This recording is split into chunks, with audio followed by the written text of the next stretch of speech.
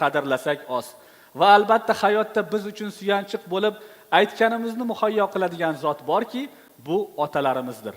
Hozir aristokratlar jamoasi lirik chekinish qilgan holda e'tiboringizga aynan otalarimiz haqidagi ajoyib bir chiqishini hadya etishadi. Marhamat.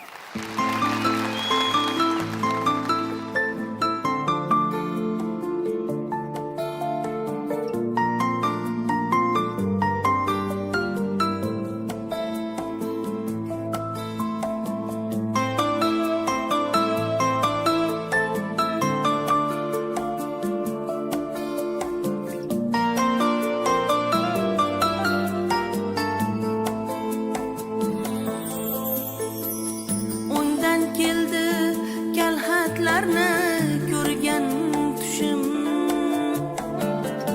uchdi ketdi boshimdagi humo qushim, qolaverdim toshga urib yetim boshim, ketayotib otam fano karvonida, didor qoldi endi mahshar maydonida. Dadajon kim so'kadi xato qilsam, dadajon kim turadi to'ylar qilsam, dadajon duolarsiz qandoq qilay, dadajon kim kutadi uyga borsam.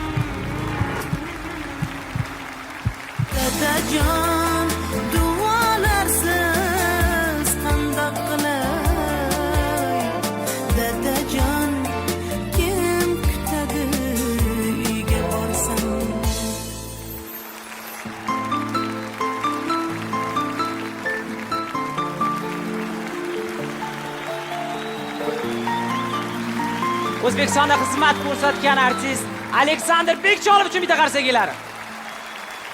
Va biz shu o'rinda biz orzu qilardik, yigitlar bilan ko'pchilik xonandalarni konsertga tushganda, sahnada ota-onasiga gul berganda biz rosa orzu qilganmiz. Aya, sizni yaxshi ko'raman.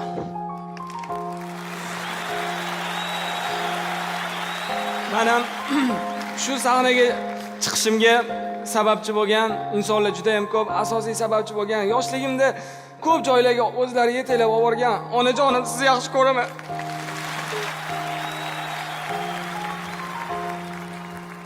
Aya, men sizni sevaman.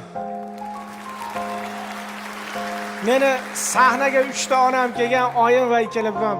Doim sog' bo'linglar. Onajon, menga